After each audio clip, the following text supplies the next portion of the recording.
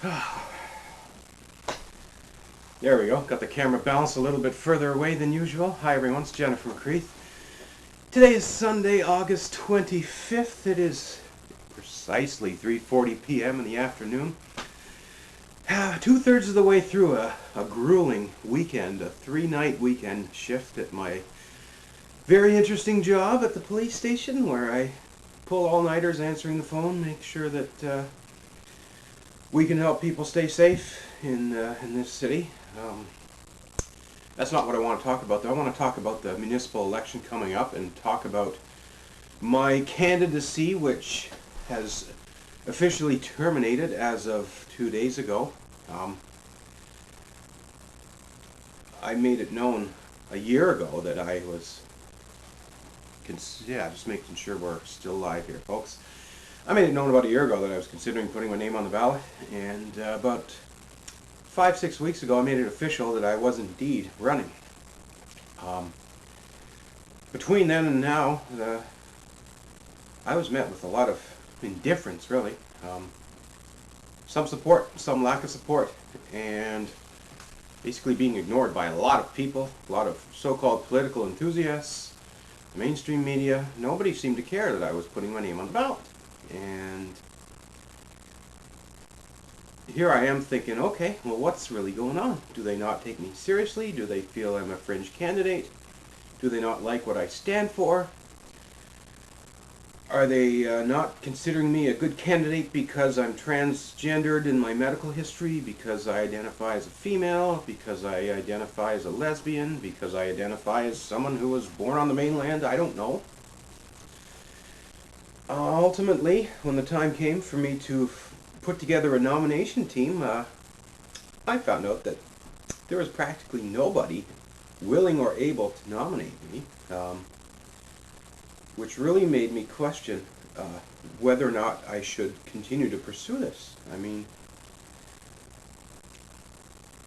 it's no secret, my resume, my education base, I like to think I'm well qualified. I've spent the majority of my working career, which is now 24 years in the workforce. Almost all of it has been with public sector government entities. I've done everything from write policies, assess policies and legislation, help government departments comply with legislation.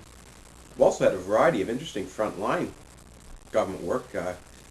I worked for the federal government twice, one of which my role was to process unemployment insurance claims.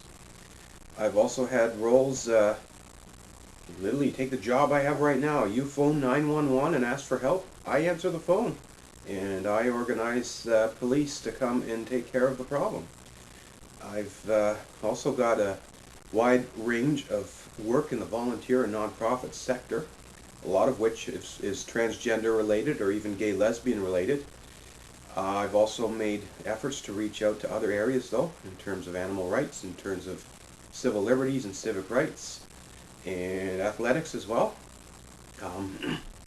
Bottom line, for whatever reason, people don't seem to think I should be on this ballot. So I announced Friday I was pulling out of the race. Ironically enough, CBC paid attention to that. I was on the radio, I was on the television. Oh my goodness, Jennifer McCreath's pulling out. What does this mean? Oh my goodness. There seemed to be some sympathy and, I guess, disbelief that I could not actually find people willing to nominate me. Not even 2 people. I mean, what does that say? Obviously, I'm not perhaps seen or perceived to be political material. Which is sad. I really think I have a lot to offer this city. And as I had a lovely chat with CBC Radio, John Furlong, it was about a 9-minute interview. We talked a little bit about how or why I felt that the support was not there. And he questioned if it's more to it than just having a trans medical history. And I agreed. I think that's just a small part of it. I think because I've had to spend so much time doing trans rights advocacy work that people tend to think that's all I'm about, and they discredit or overlook anything else I do or stand for. the same time, being an advocate for social justice and human rights requires you got to be kind of angry and tough sometimes when you're fighting for rights. And people perhaps see me as this angry, nasty person rather than someone that they can relate to. I mean, my my whole campaign was about stepping up for the little guys. Seems to be a lot of rich old men on City Hall who don't seem to care whether or not we have suitable public transit or whether or not our sidewalks have the snow shoveled off them. I would have liked to hope I could bring issues to the table that needed to be there, but for some reason people don't see that. They don't see me as their leader or their representative. So I announced I was out. A few folks reached out and said, Jennifer, that's really not fair. You offered yourself up to public office.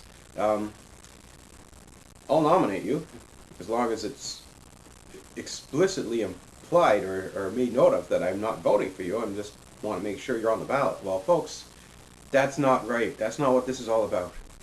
I don't want to be on the ballot just to be on the ballot. I don't want to be there as a fringe candidate. I want to be there because people are serious about me. And you people out there, 100,000 of you eligible voters in St. John's have spoken loud and clear that you do not want me on this ballot. And because of that, I have to eat that crow, eat that humble pie, and go back to the drawing board and rethink my strategy, rethink my life, rethink my profession. I can't help but feel really sad and disappointed because I thought I was taken more seriously than I am. But ultimately it is what it is.